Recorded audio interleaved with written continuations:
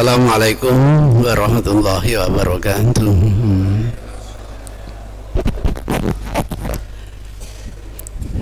Innal hamdalillah nahmaduhu wa nasta'inuhu wa nastaghfiruh wa na'udzu billahi min shururi anfusina wa min sayyiati a'malina. May yahdihillahu fala mudilla lahu wa may yudlil fala hadiya lahu. Wa nusalli wa nusallim ala hadzal nabiyil karim wa ala alihi wa sahabatihi wa man ihtada bihadihi ila yaumiddin. Amma ba'du.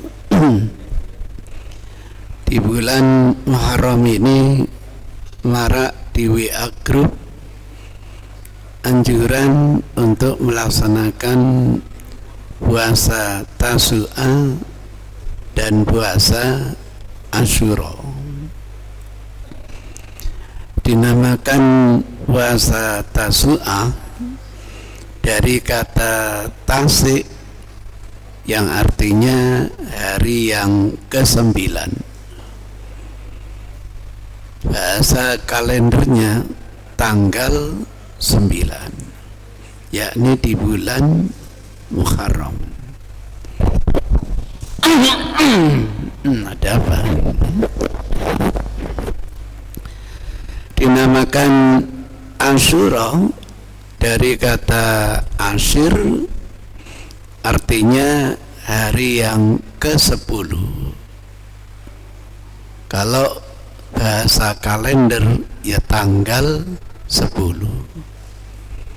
Maklum pada zaman Rasul dulu belum ada kalender. Kalender Hijriah baru muncul pada zaman Umar bin Khattab, sehingga meredaksikan tanggal itu dengan hari yang kesekian. Itu ceritanya. Kenapa ada puasa Tasu'a? Hadis yang meriwayatkan tentang puasa Asyura itu cukup panjang, dan ini rangkaian dari hadis Tasu'a itu. Hadisnya diriwayatkan oleh Ibnu Abbas radhiyallahu ta'ala anhuma. Qol qadima, sampailah Rasulullah sallallahu alaihi wasallam al-Madinata, di kota Madinah. Ini cerita peristiwa hijrahnya Nabi dari kota Mekah menuju kota Madinah. Fara'a Yahuda, lalu Nabi menyaksikan orang-orang Yahudi tasumu yauma Asyura, yang sedang berpuasa di hari Asyura, hari yang ke-10 di bulan Muharram. Faqala, maka bersabda lahum, kepada mereka Rasulullah sallallahu alaihi wasallam. Rasul bertanya kepada mereka, ma hadzal yaum alladzi tasumunahu, hari apa ini yang kalian mempuasainya? Itu pertanyaan Rasulullah. Faqalu, maka mereka menjawab, hadza yaumun azim, ini adalah hari yang agung, hari yang mulia, hari keramat. Kenapa? Anjallahu fihi, Allah menyelamatkan di hari itu Musa wa qaumahu, Nabi Musa dan kaumnya, Bani Israel, yang masih taat kepada Nabi Musa. Mereka itu dinamakan kaum Hawariyun. Kalau umatnya Nabi Muhammad dikenal golongan sahabat, terdiri ada orang-orang muhajirin, ada orang-orang ansar.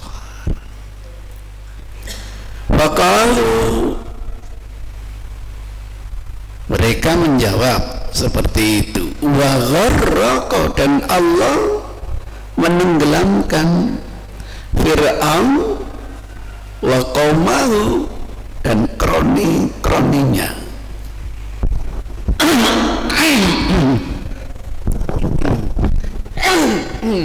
Apa?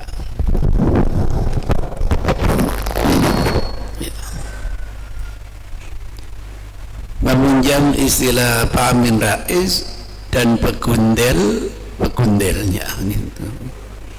Dan saya yakin Bapak Ibu pernah melihat film Ten's Commandment, 10 firman Tuhan, sering ditayangkan itu. Teknologinya cukup canggih.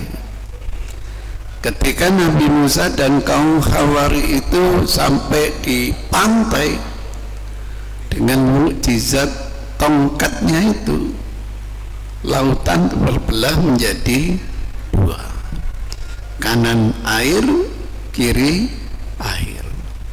Saya tidak tahu apa seperti itu tempo dulu.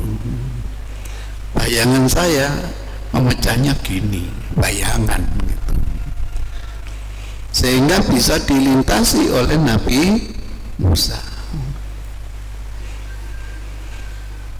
Ternyata tongkatnya Nabi Musa masih ada sekarang, dicuri oleh orang-orang Yahudi. Jadi orang Yahudi itu menjadi koloni untuk negara-negara Islam, bukan hanya mengambil kekayaan buminya, termasuk warisan intelektualnya dicuri, museumnya yang banyak sekali harta karun itu juga dicuri, diborong ke sana. Sampai pernah melihat kemarin ketika Saddam Hussein lengser, waduh, museumnya dipakai royokan oleh mereka. Itu harta mahal itu. Dan saya dengar tongkatnya Nabi Musa ini akan dipamerkan di Ramayana gitu. Wani piro itu ceritanya. Setelah sampai tujuan, melihat Fir'aun tetap mengejar.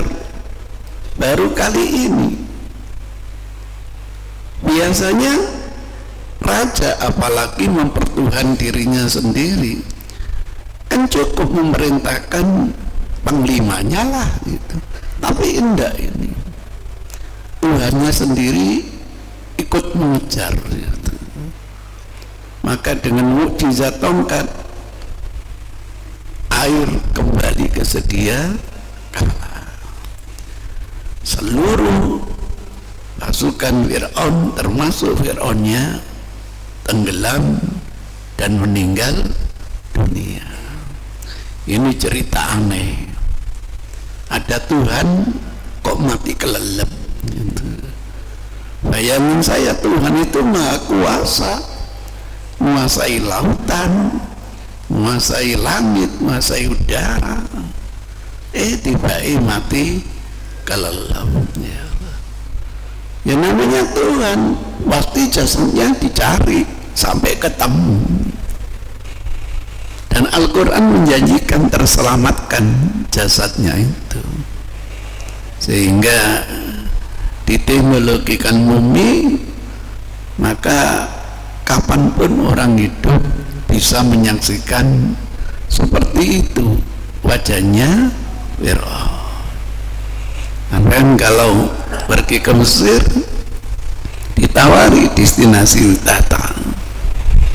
Saya lihat ternyata Firaun itu wajahnya jelek sekali gitu.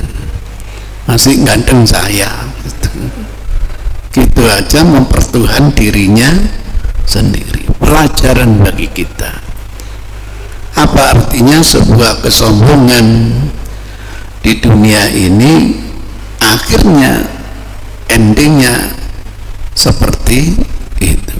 Na'udzubillahi min dzalik. Atas dasar itulah fasamahu Musa syukran lillah.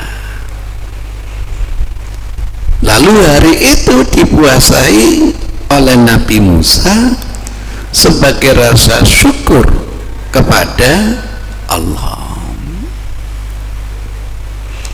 Wa nahnu nusiru, kami pun melestarikan syariat puasa itu.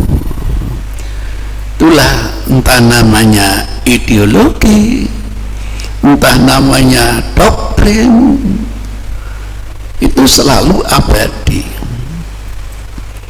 Kita bisa bayangkan berapa lama durasi antara Nabi Isa dengan Nabi Muhammad, 600 tahun.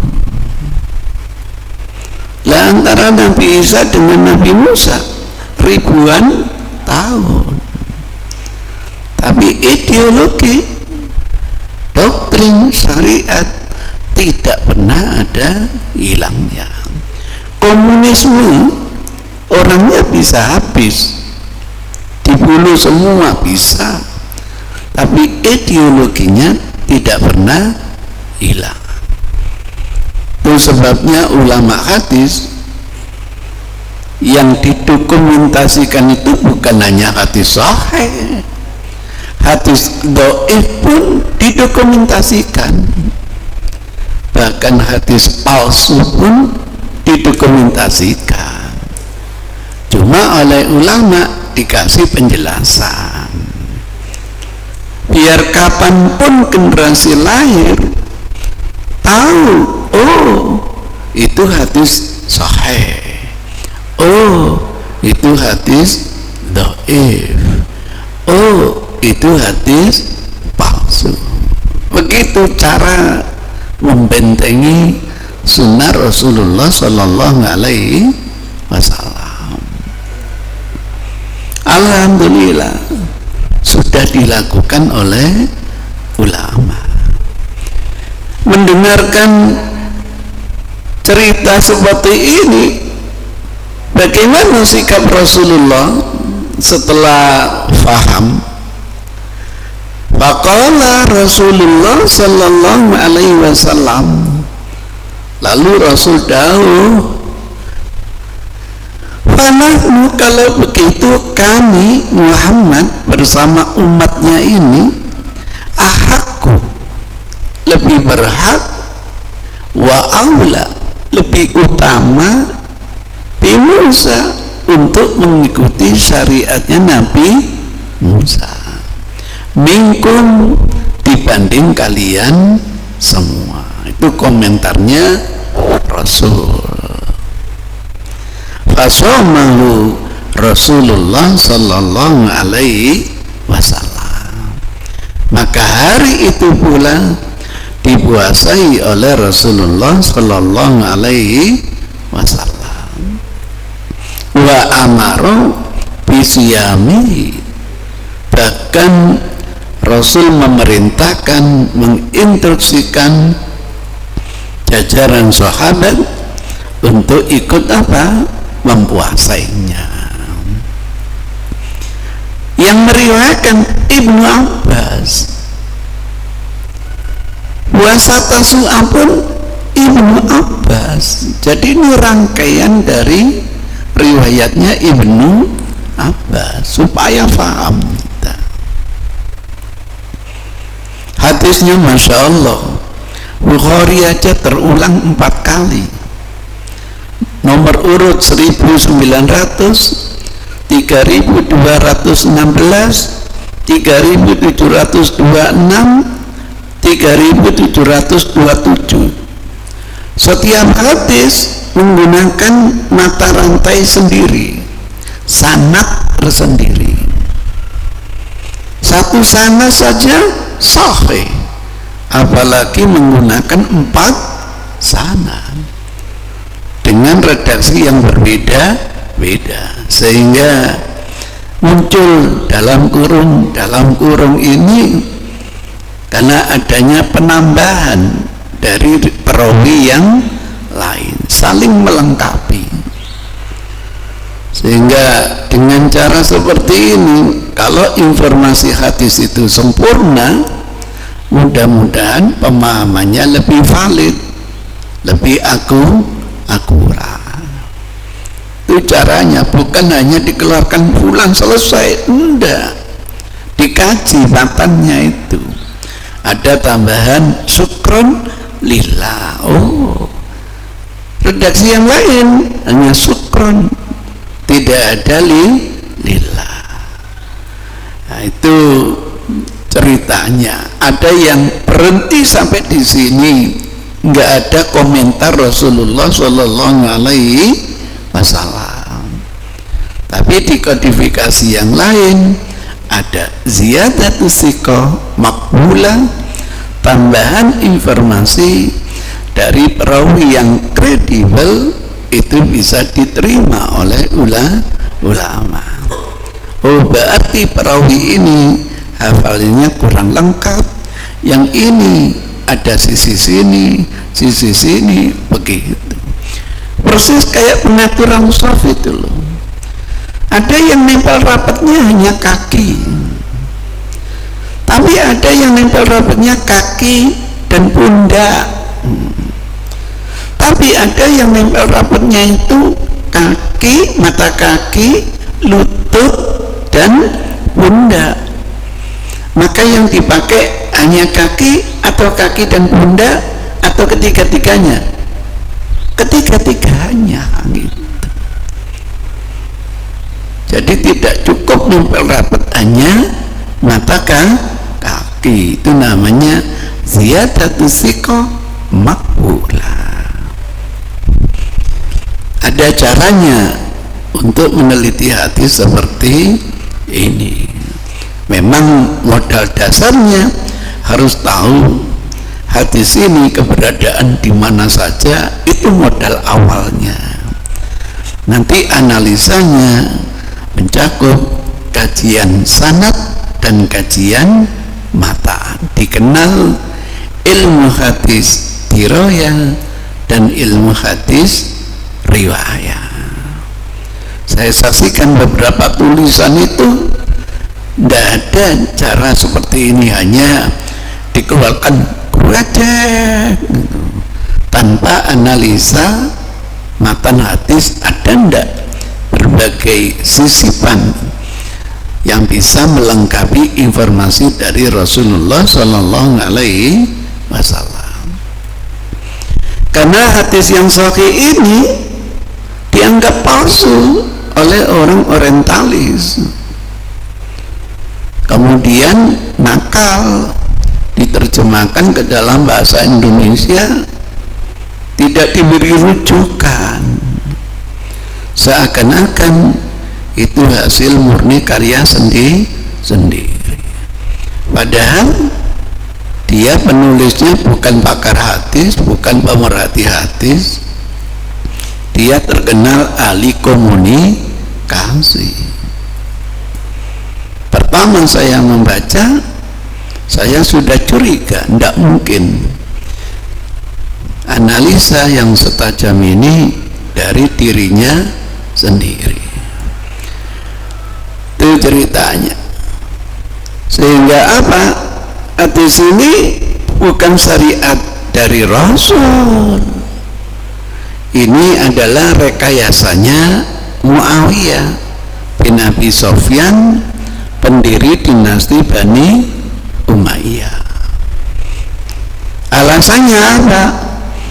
Alasannya setelah berhasil membantai keluarga Nabi, mereka syukuran dan wafat cucunya Nabi Husain bin Ali dalam perang yang terkenal dinamakan perang apa?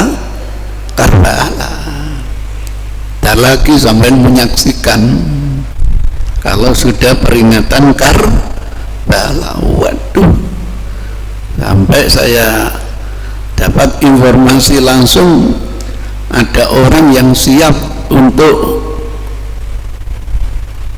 mati disalib hidup-hidup loh. Ada yang menyambuki badannya sampai Masya Allah. Dan YouTube-nya juga ada. Sebagai apa? Rasa solidaritas dengan keluarga Nabi, ikut merasakan penderitaan cucunya Rasulullah Sallallahu Alaihi Wasallam. Setelah berhasil membantai, mereka mengadakan syukuran, diwujudkan puasa. Biar masyarakat guyup, dibuatkan publik opini. Hari ini Musa diselamatkan oleh Allah. Hari ini Fir'aun ditenggelamkan oleh Allah. Hari ini Ibrahim diselamatkan dari api Namrud. Hari ini Yunus diselamatkan dari perut ikan. Dengan publik opini ini orang-orang yakin. Begitu yakin, ikut apa? Puasa. Kesimpulannya, siapa yang puasa Asyura, berdoa yang ngapok-ngapok no keluarga Nabi, nyukur-nyukurin keluarga Nabi. Gak jadi puasa nih. Itu ceritanya. Timbangannya puasa ribet, mendingan puasa sunnah yang mantap, Senin Kemis dan lain sebagainya. Saya menghimpun para sahabat yang terlibat di dalam puasa Asyura ini, ada 16 sahabat yang saya ketahui, dan akan terus bertambah dengan bertambahnya referensi ya, karena keterbatasan referensi. Saya baru punya kira-kira ya enggak sampai 10.000 kan untuk kodifikasi hadis. Masih banyak yang manuskrip, tulisan tangan langsung, belum terverifikasi. Nanti kalau keluar lagi buku baru, belajar lagi, siapa tahu nanti dapat tambahan informasi. Misalnya riwayat Ibnu Umar, Abdullah bin Umar, jadi bukan hanya Ibnu Abbas. An Ibnu Umar radhiyallahu anhu qala shaman Nabi sallallahu alaihi wasallam Asyura wa amara bisiyami.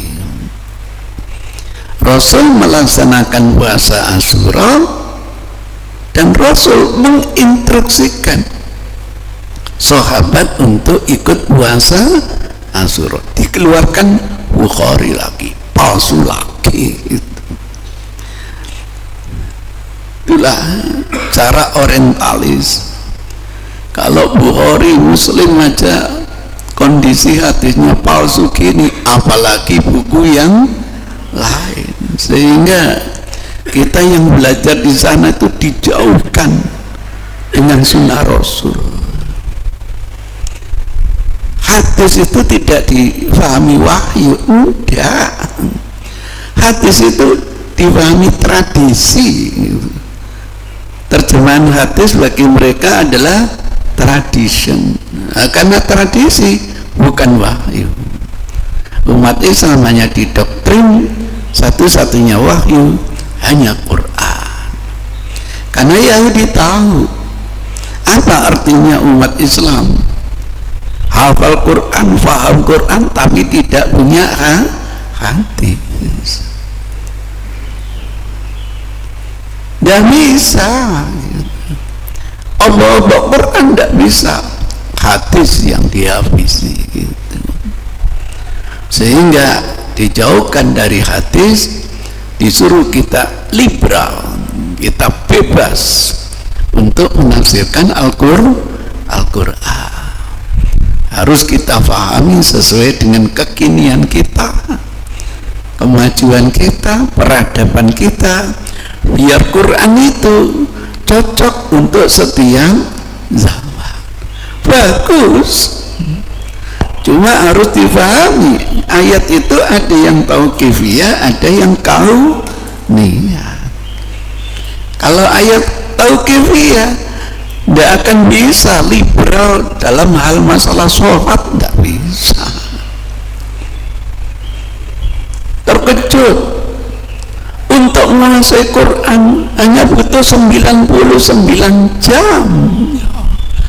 Saya bertahun-tahun tidak paham Quran, ini hanya 99 jam.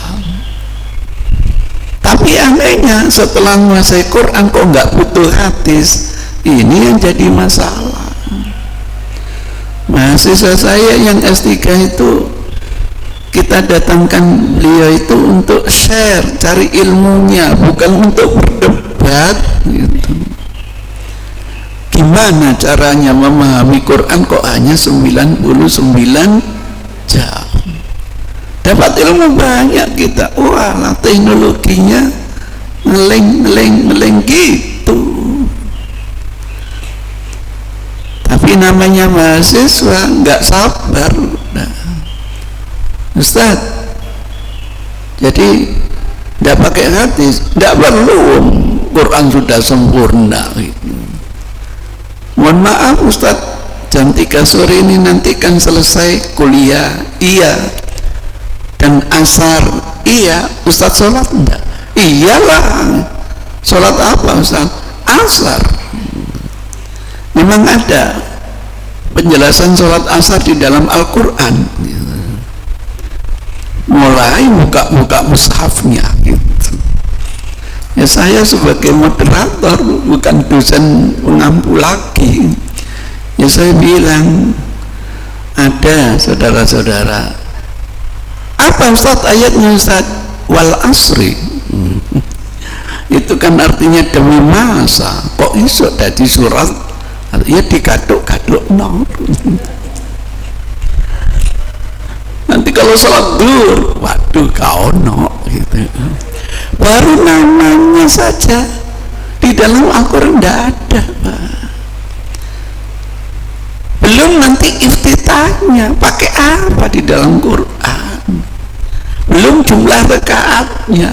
Ya Allah, heran, menguasai Quran tapi tidak mau apa?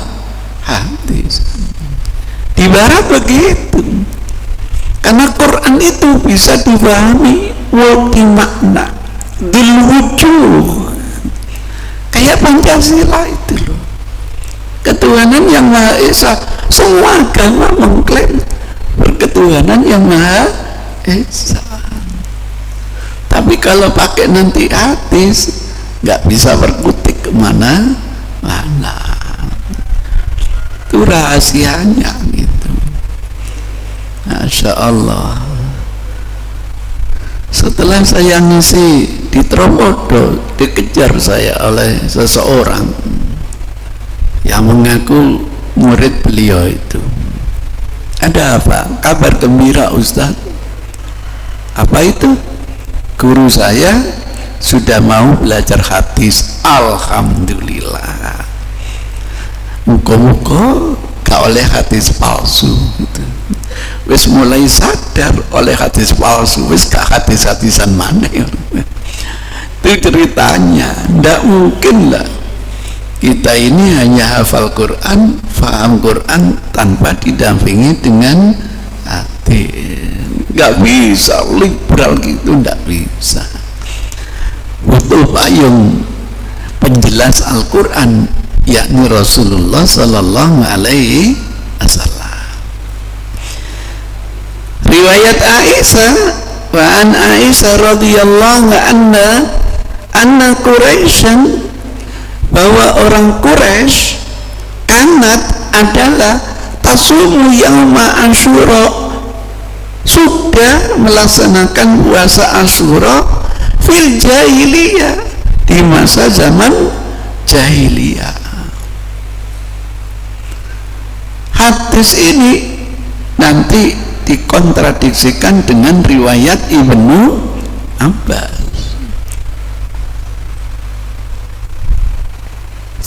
Kemudian amaro, memerintah siapa Rasulullah bisyami, untuk mempuasainya. Puasa apa? Asyura. Hadisnya Bukhari. Sahih atau dhaif? Sahih wong Bukhari. Nah sekarang yang benar ceritanya Aisyah atau ceritanya Ibnu Abbas? Kalau versinya Ibnu Abbas, puasa Asyura itu setelah peristiwa hijrah. Kalau versi beritanya Aisyah itu sejak zaman jahiliyah. Lebih tua mana Aisyah dengan Ibnu Abbas? Aisyah. Tahun 1 hijrah itu usia Aisyah sudah 9 tahun.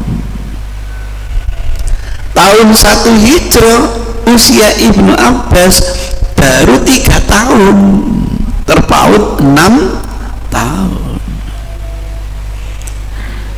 Dari sisi kedekatan, Aisyah itu istrinya Rasul, lah Ibnu Abbas ponaan Rasul.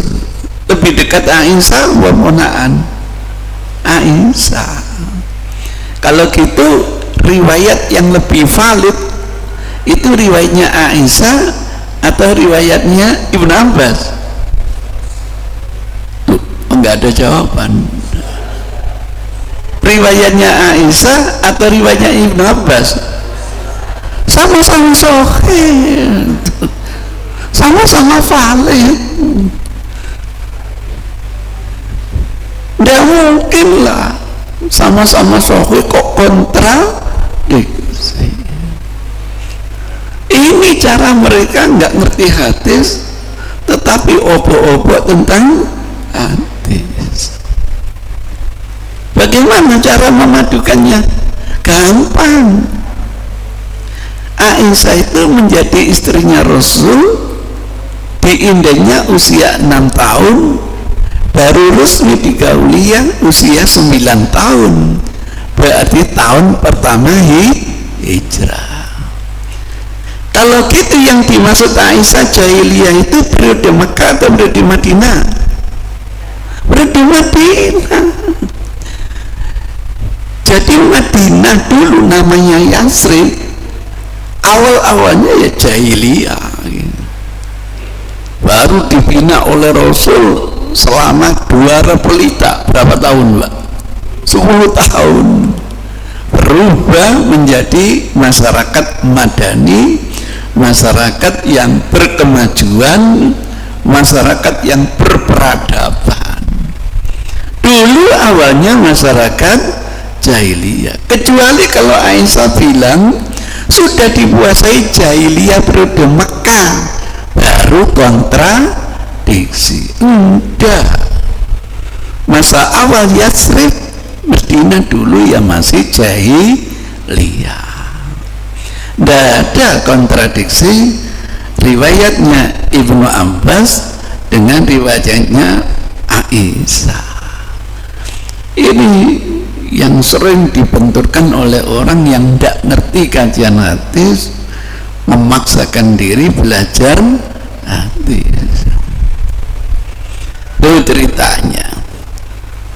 Kemudian hadisnya Salamah bin Aqwa. An Salamah bin Aqwa radhiyallahu anhu anna Nabi sallallahu alaihi wasallam, bahwasanya Nabi ba'asa mengutus rajulan, seseorang, untuk apa? Yunadi finnas, menyeru kepada masyarakat, yauma Asyura, yakni di hari Asyura. Untuk apa menyerunya? Untuk puasa 10 Muharram. Namanya puasa apa? Asyura. Hadisnya Rubayyi binti Muawid, intinya sama dengan sahabat sebelumnya. An Rubayyi binti Muawid qalat berkata, arsala mengutus an-nabi sallallahu alaihi wasallam ghadata Asyura, pagi-pagi di hari Asyura tanggal 10 Muharram, ila qura Ansar, ke pedesaan-pedesaan orang Ansar. Untuk apa? Menyerukan untuk mempuasainya, untuk mempuasai 10 Muharram. Hadisnya Bukhari lagi.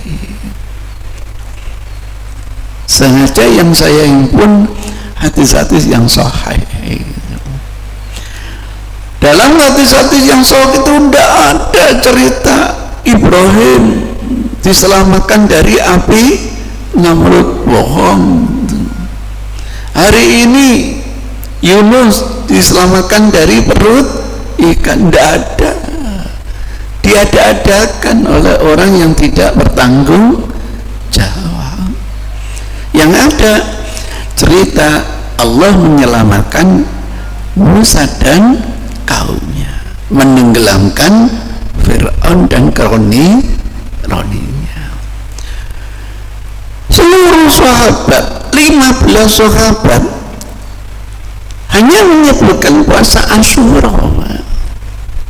Berarti tanggal berapa? 10. Satu pun tidak ada yang menyebutkan Shom Tasu'a. Tidak ada. Tidak ada. Ini riwayatnya Muawiyah. Ini yang dituduh merekayasa. Ayo kita dengarkan. An Humaid bin Abdurrahman annahu, bahwasanya dia sami'a, mendengar Muawiyah, pendiri dinasti Umayyah. Berarti Abu Bakar sudah wafat, Umar sudah wafat, Utsman sudah wafat, Ali sudah wafat. Muncul baru namanya dinasti Umayyah. Pendirinya Muawiyah. Ali wafatnya tahun 40 Hijrah. Berarti kasus ini peristiwanya setelah wafatnya Ali. Yauma Asyura itu Abu Sufyan mendengar Humaid bin Abdurrahman mendengar Muawiyah bin Abi Sufyan di hari Asyura, tidak ada Tasu'a, ama haji, di tahun dia menunaikan ibadah haji. Karena markasnya bukan di Hijaz, markasnya ada di negeri Syam. Pada waktu ia haji di hari Asyura, alal mimbar, di mimbar Rasul, yaqul, ia berkata, ya ahlal Madinah, wahai penduduk kota Madinah, aina ulama'ukum, di mana para ulama kalian? Masih ada apa enggak? Gitu. Kenapa? Karena pada zaman Umar bin Khattab, para sahabat disebar ke mancanegara. Berapa ribu sahabat dikirim ke negeri Mesir di bawah pimpinan Uqbah bin Amir al-Juhani. Berapa ribu sahabat dikirim ke negeri Sam di bawah pimpinan Ali bin Abi Thalib. Sampai pengalaman dulu saya ke negeri Cina ditunjukkan oleh teman-teman sana. komunitas muslim sana, tuh makam para sahabat. Berarti benar zaman Umar sudah ada pendelegasian sahabat ke negeri Yaman, lewat Yaman ke Persia, kemudian ke Kanton, endingnya nanti ke negeri Cina. Maka saya menduga hadis utlubul ilma walau bisin itu buatan teman-teman Yaman, karena yang tahu perniagaan ke Cina adalah penduduk Yaman. Menjual apa? Sutra, dikenal dengan jalur sutra. Itu ceritanya. Kalau hadis Rasul mungkin utlubul ilma walau di Baghdad, mungkin menua. Karena Baghdad pada waktu itu menjadi pusat budayanya, Masya Allah, tempat perniagaan termasuk Rasulullah Sallallahu Alaihi Wasallam. Mungkin kalau Rasul masih hidup, utlubul ilma walau di Sidoarjo, wallahu a'lam. Nggak mungkin itu muncul dari Rasul, karena kebenaran wahyu itu abadi ila yaumil qiyamah. Kalau memang benar hatinya Rasul, hari ini kita ke negeri Cina belajar ilmu, pulang jangan-jangan tidak jadi muslim, mungkin jadi komunis, mungkin jadi ateis, mungkin Konghucu dan lain sebagainya. Mana ulama kalian? Sami'tu, ini di mimbar Nabi di Masjid Nabawi. Sami'tu, aku mendengar Rasulullah Sallallahu Alaihi Wasallam yaqul, bersabda, hadza yaum Asyura, ini adalah hari Asyura, ini adalah hari yang ke-10 di bulan Muharram. Walam yaktubullah alaikum siyamahu, memang Allah tidak mewajibkan mempuasainya. Benar, fikihnya benar. Karena tahun yang kedua hijrah turun kewajiban Ramadan, Rasul tidak lagi menyuruh, tapi tidak melarang. Nanti diam-diam istrinya Rasul cerita, Rasul tidak pernah meninggalkan puasa Asyura. Itu istiqomahnya Rasul walaupun tidak wajib. Ini sekaligus catatan bagi teman-teman yang punya manhaj pola fikir bahwa mudawama itu indikator kewajiban. Ya tidak bisa. Kalau mudawama terus menerus itu menunjukkan kewajiban, ya semuanya jadi wajib. Karena Rasul itu kalau mengamalkan selalu istiqomah. Sama dengan puasa Asyura, mudawama, masa wajib? Enggak, mudawama itu adalah karakter Rasul, nasihat Rasul. Sebaik-baik amalan itu sedikit tetapi terus menerus istiqomah. Tuh, walam yaktubullah alaikum siyamahu wa nasaim, saya pribadi menjalani puasa. Faman sya'a, maka barang siapa yang ingin berkehendak untuk berpuasa, falyasum, silahkan berpuasa. Waman sya'a, yang ingin juga tidak berpuasa, falyuftir, silahkan tidak puasa. Mana redaksi yang menunjukkan rekayasa Muawiyah? Itu bohong mbak mereka. Itu katanya karya ilmiah. Menurut hemat saya sangat tidak ilmiah, pengkhianatan terhadap keilmuan. Dan Muawiyah bukan satu-satunya orang yang meriwayatkan hadis puasa Asyura.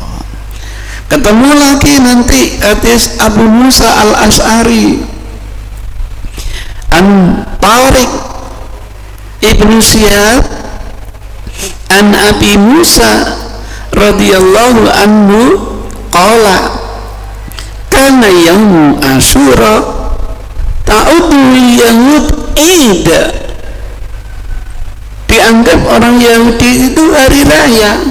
Faqala Nabi sallallahu alaihi wasallam fasumu antum, kalian supaya ikut mempuasainya.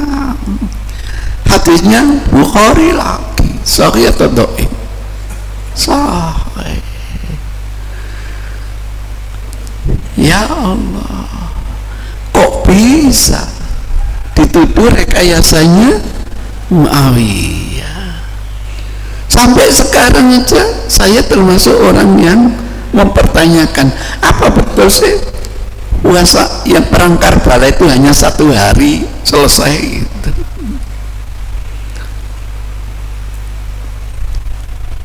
Ternyata justru cerita mereka cerita kebohongan. Kenapa? Katanya analisanya lewat sejarah. Apa mereka tidak tahu sejarah? Muawiyah itu sahabat Nabi, seorang yang kredibel, sekretaris wahyu lagi, nggak sembarang orang ini. Beliau wafat tahun 60 Hijrah. Perang Karbala terjadi tahun 61 Hijrah.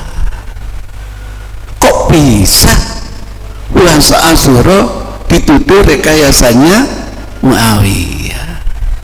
Ketemu di mana itu? Ini kebohongan, Mbak. Jadi seakan-akan ilmiah tapi dibungkus dengan kebohongan. Ya hobinya bohong. Ini tak bohongi lagi, ini karikaturnya itu. Masya Allah. Justru mereka yang memanipulasi data. Itu ceritanya. Ingin menggugurkan kaidah kullu sahabiyin utul, tidak semua sahabat kredibel. Padahal kaidah ulama hadis semua sahabat kredibel. Tidak ada yang secara sengaja mendustakan atas nama Rasul. Maka terjadinya pertikaian sesama sahabat itu bukan karena ingin mendustakan hadis, tidak, karena kesalahpahaman. Di dalam Al-Quran, 2 orang muslim yang bersengketa itu tetap disifati mukmin di dalam Al-Quran. Maka jangan seperti kaum Khawarij, pokoknya perang PKB kafir, keluar dari kelompok ini enggak. Al-Quran menegaskan walaupun bertengkar sesama saudara, keduanya labelnya tetap mukmin. Itu ceritanya. Jadi tidak benar kalau puasa Asyura itu adalah rekanya Muawiyah. Setahu saya pengganti Muawiyah namanya adalah Yazid bin Muawiyah. Baru kali ini kepemimpinan tidak menggunakan musyawarah, kok langsung menunjuk anaknya. Ya jangan kaget, lahir yang namanya dinasti baru kali ini, Pak. Kalau menurut sejarah mereka, kenapa Husain itu dibunuh? Alasannya tidak mau baiat. Itu alasannya. Dari mana referensi seperti itu? Berbeda dengan sejarah yang ditulis oleh umat Islam sendiri, Pak. 2 cucu Rasul, Hasan Husain, ketika Rasul masih hidup diperkirakan usianya baru 3 atau 4 tahun, masih kecil lah. Ada cerita Rasul itu ngimami, cucunya ini bergelantungan di pundaknya Rasul kok, kayak hiscineng gitu. Itu yang membuat ada sahabat nggak sabar, ingin tahu kenapa Rasul nggak bangkit dari sujud. Dia yang cerita, karena di pundak ada cucunya dan Rasul tidak bangkit sampai cucunya turun. Jangan dikira Rasul tidak tahu kalau ada yang mendahului gerakan imam. Maka Rasul habis sholat mengatakan, amala yakhsha ahadukum idza rafa'a ra'sahu qabla al-imam ayyaj'ala ra'sahu ra'sa himar aw suratahu surata himar. Apa tidak takut di antara kalian wahai makmum, kalau mendahului gerakan imam mengangkat kepala sebelum imam mengangkatnya, diancam kelak kepalanya akan diganti dengan kepala apa? Keledai. Hadis seperti ini dimaknai denotatif, boleh titenono besok di hari kiamat kok ada menungso kepalanya keledai. Nah itu dia yang mendahului gerakan apa? Imam. Dimaknai konotatif, boleh. Berapa kali umat ini diingatkan jangan mendahului imam, masih saja mendahului imam, persis kayak keledai yang tidak bisa dinasihati. Dimaknai dinitati konotati, intinya sama, dikutuk oleh Rasulullah Sallallahu Alaihi Wasallam. Di hadapan para sahabat, Rasul bilang, kedua cucuku ini kelak akan menjadi pemersatu umat. Ini hadis prediksi, ada di dalam manaqib Hasan dan Husain. Karena ini dari Rasul, pasti menjadi kenyataan. Sejarah membuktikan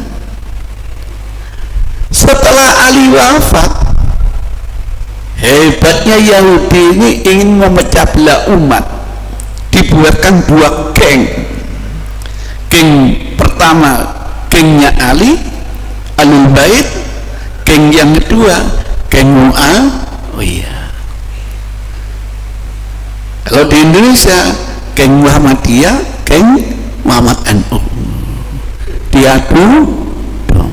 Gak sadar loh kita dengan ikon masing-masing.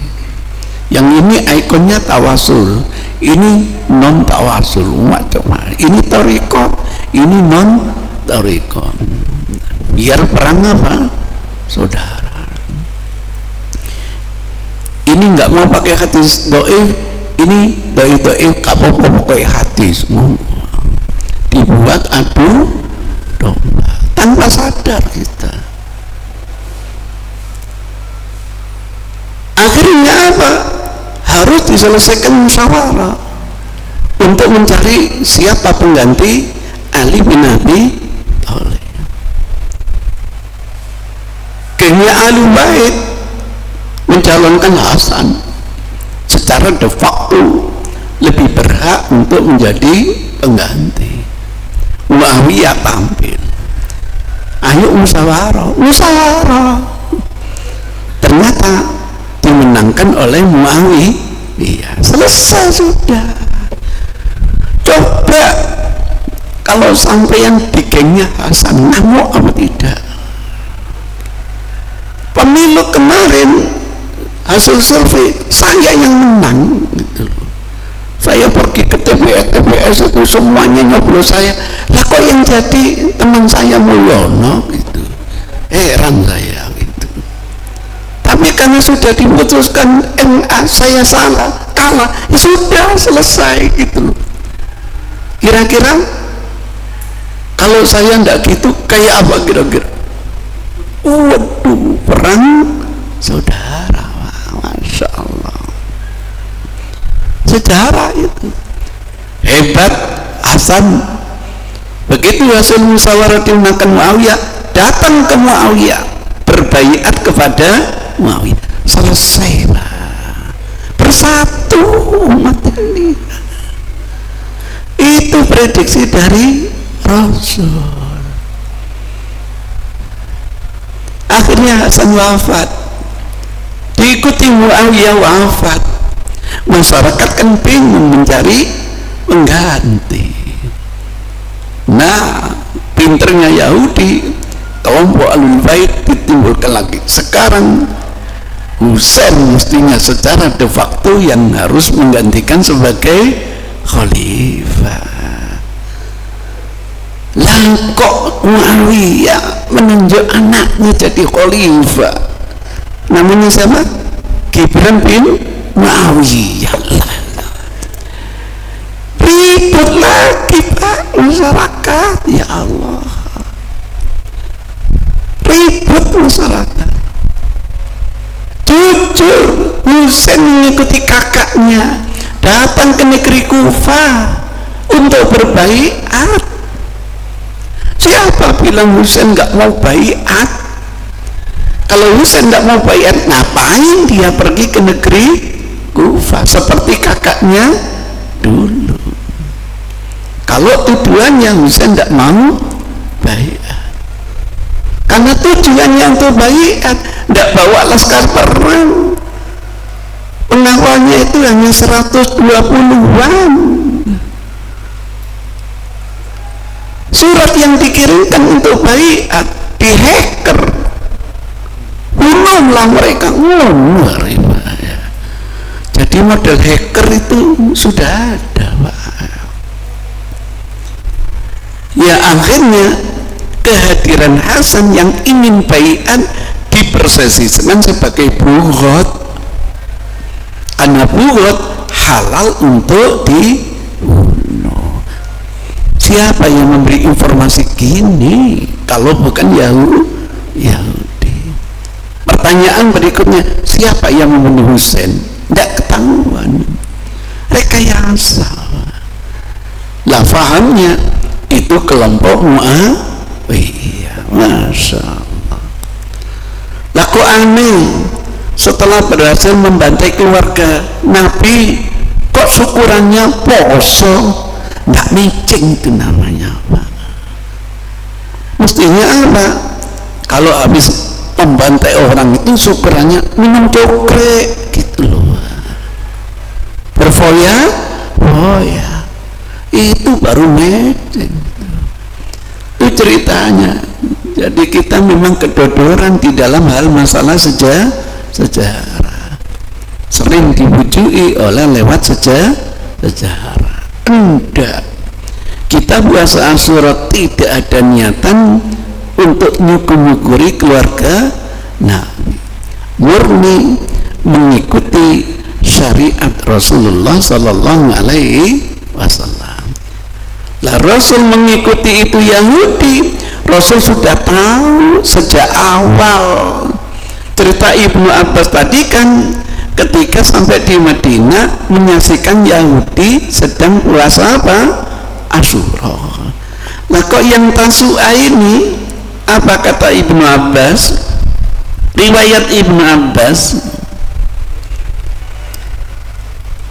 an Abdullah bin Abbas radhiyallahu anhu, hina shaman Nabi sallallahu alaihi wasallam yauma Asyura, ketika Rasulullah berpuasa Asyura, wa amara bisyamihi, dan memerintahkan mempuasainya. Qalu, para sahabat berkata, ya Rasulullah, wahai Rasulullah, innahu, bahwasanya hari ini yaumun yu'adhimuhu Yahud, hari yang diagung-agungkan oleh Yahudi. Faqala Rasulullah sallallahu alaihi wasallam, ini intinya, idza kana amul muqbil, kalau ada sisa usia saya di tahun mendatang, summa yaumat tasik, kami akan berpuasa tasik. Tidak ada kata tasu'a, beda. Kalau tasu'a jelas dimaknai tanggal 9, kalau tasik belum tentu. Dalam teks hadis yang ada tasik, bukan tasu. Dalam riwayat lain, qala lain istu, kalau aku masih hidup. Qala rauh, menurut riwayatnya rauh, redaksi riwayat rauh, lain salim tu, kalau aku masih selamat, kan belum tentu besok masih hidup. Ila qabilin, di tahun sampai tahun berikutnya, la asuman natasi, saya akan melaksanakan puasa tasik, bukan tasua, tasik. Lah tasik itu bisa dimaknai hari yang ke-9. Kalau dimaknai hari yang ke-9 berarti berubah. Kalau begitu tahun depan saya tidak puasa hari yang ke-10, saya rubah hari yang ke-9. Pertanyaannya, kenapa Rasul merubah?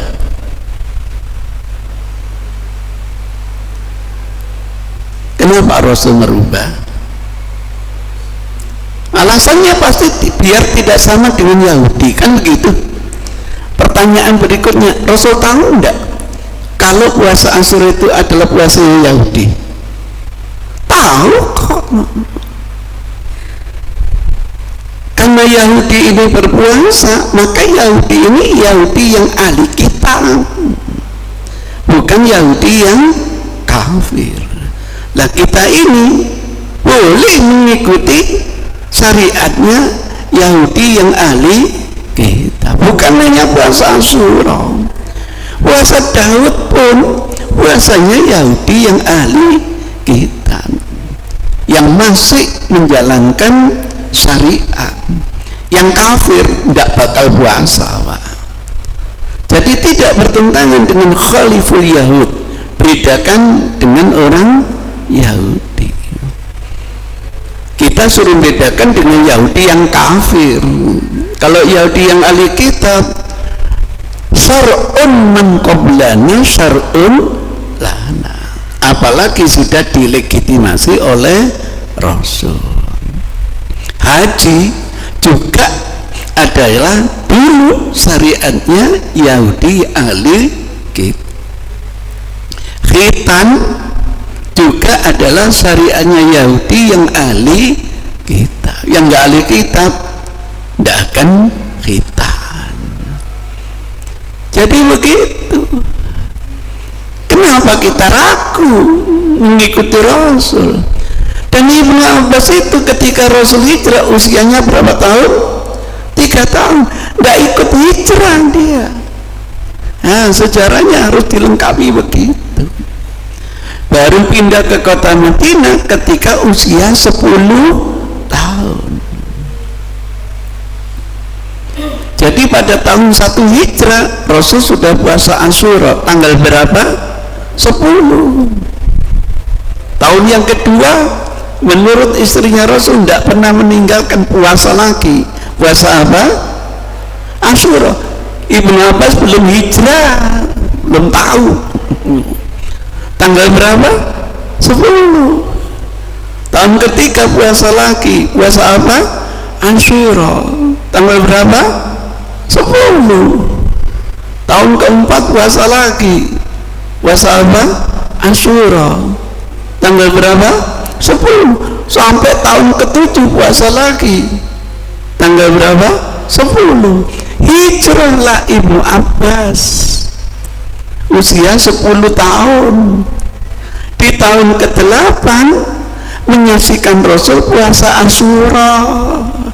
Usia Rasul pada waktu itu sudah 59 tahun.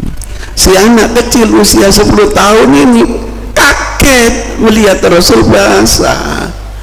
Persepsi dia, ini kan puasanya orang Yahudi, kenapa ikut?